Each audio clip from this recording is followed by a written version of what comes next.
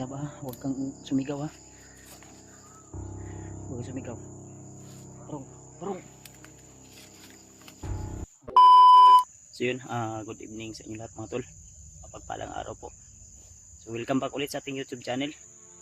At sa araw na ito mga tol ay patuloy pa rin tayo sa ating paghanap sa mag-ina ni Dave at sa si Dave. So sa kasamang palad mga tol ay naambos po kami at nagkahiwalay-hiwalay po kami ni Dave at saka yung kaibigan natin na si Raymond. So hindi po ako naka-video dahil sobrang basa po yung cellphone ko at blurred po yung kuha ng mga camera. Kaya nagmo-molds kasi yung camera. Kaya hindi ako nakapag-video. At patuloy pa rin po ako sa aking paghanap sa aking ibang kasamahan. At may mga narinig tayong putok. Kaya lang ang problema ay medyo may kalayuan. Kaya patuloy pa rin ako sa aking mission upang mahanap ko po yung iba nating kasamahan. At sana ay gabayan nawa tayo ng ating Panginoon na siya po yung magkapangyarihan higit sa lahat. At nagpapasalamat po ako ng una sa inyo lahat mga tol, sa inyong walang saong suporta at pagmamahal po sa akin, especially sa lahat ng mga taong hindi nagsasawa na mag-share ng blessing po sa akin, lalo na sa mga silent viewers natin dyan na nahihiyang magkomento. So mag-comment lang po kayo tol, i-share nyo po, i-like, i-subscribe yung ating bagong upload na video para kung may mga bago tayo mga upload na video tol ay lagi po kayo mangunguna. Baka hindi pa kayo nakasubscribe, i-subscribe nyo na rin po. So try ko po silang tinawagan, kinuntak at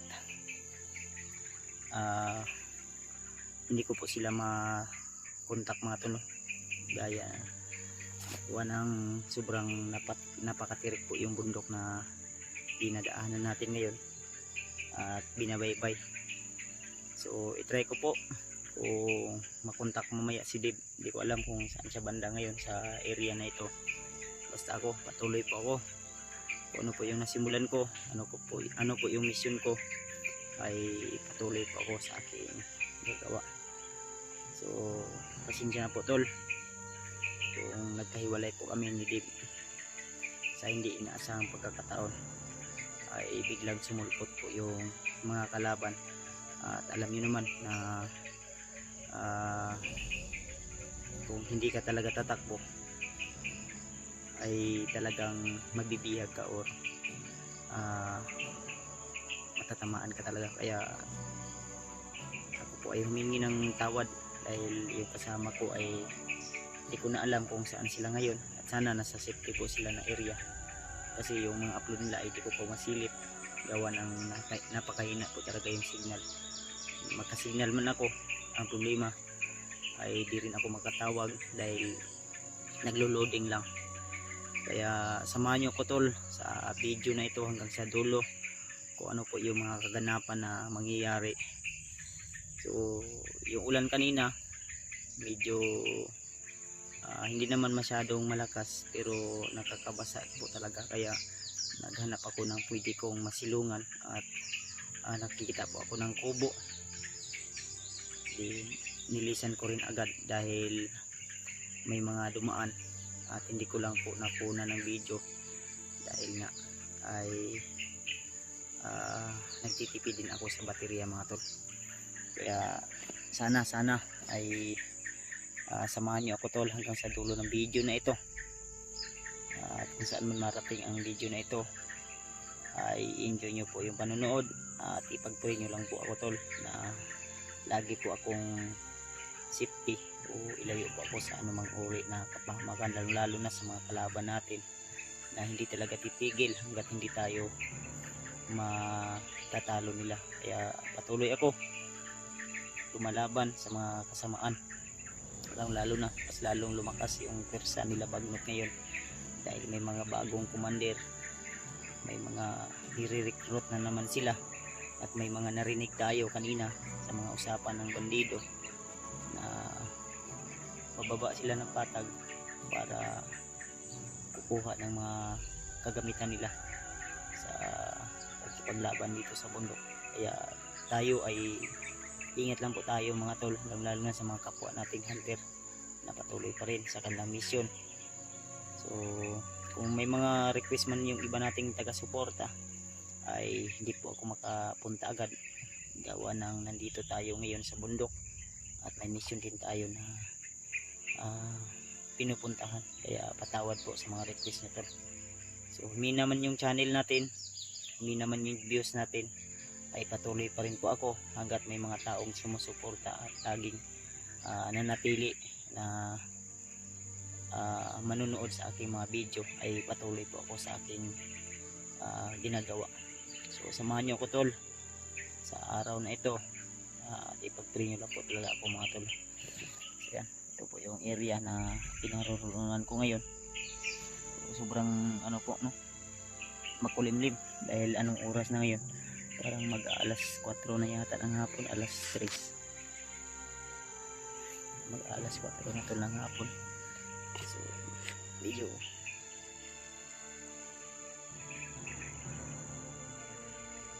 may narinig akong boses.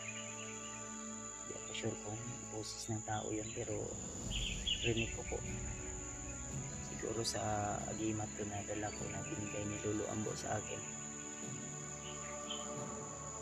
At bago tayo makyat dito ay nagpabasbas din tayo para balik lakas. Kaya salamat talaga sa kay Lolo Ambo na laging kumagabay sa atin. Laging mga tao to.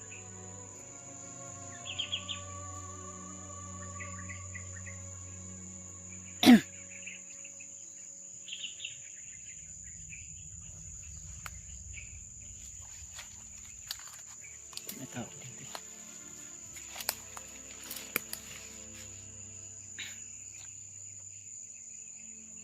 Ito to. Asan na?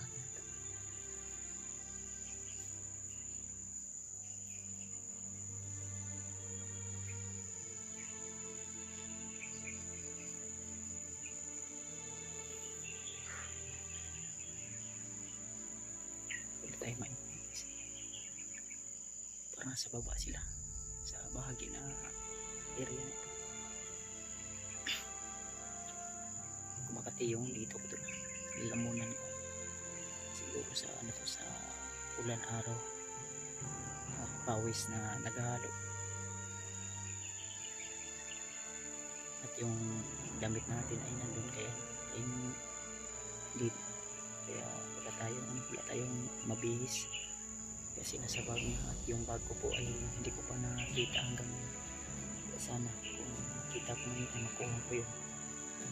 Siguro kung makuha ko ngayon ay wala nang laman yun. May mga gamit tayo doon importante din.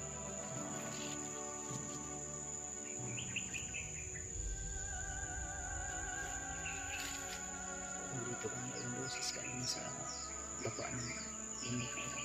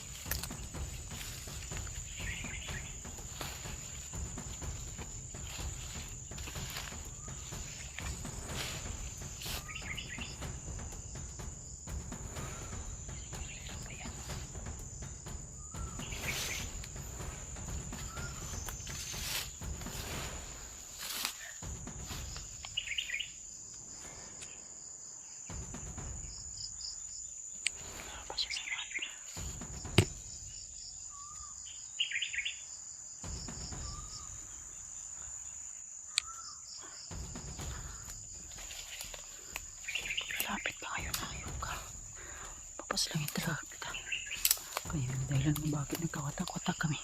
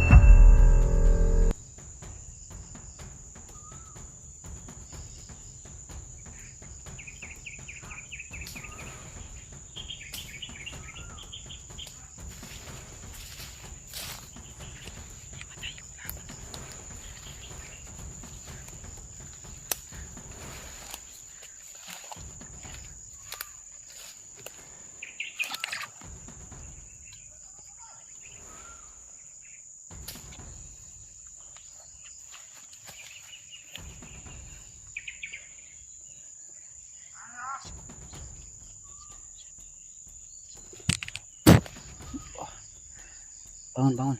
Bangon. Ay, Saba, huwag kang sumigaw, ha. Huwag kang sumigaw. Barong, barong. Ayot kayo, ha. Huwag kang sumigaw. Dito, dito. Diyan, diyan, diyan. Tiyo, tiyo. Asan niyo gibutang ang pamilya ni Dib? Ha? Saan niyo dinala ang pamilya ni Dib? Ha? Ha? Tiktik. Asa gibutang yung pamilya ni Dib, ha? Papatayin kita.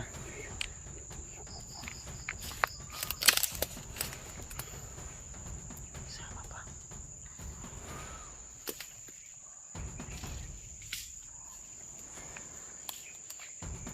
Pipan sa tingin eh.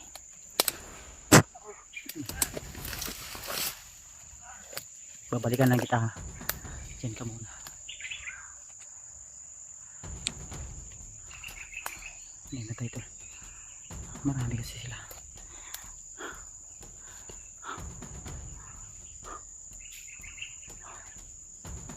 Bibihagin natin to.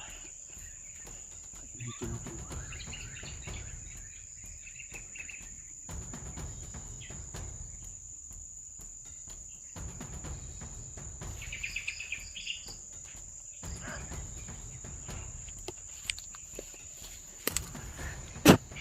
Barog, barog.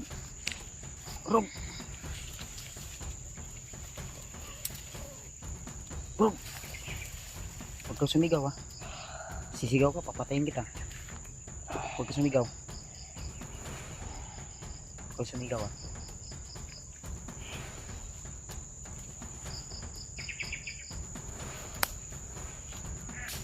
Nangyayari na siya tuloy.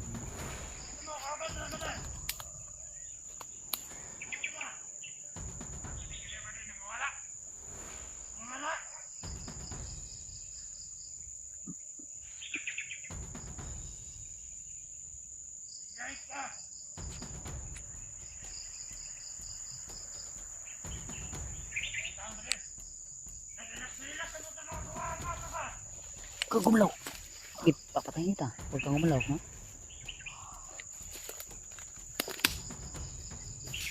kang gumalaw, ha?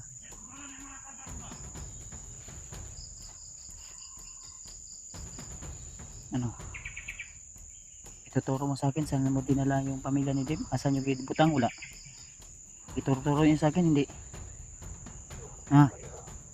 Hindi mo alam? Ano dito, ha?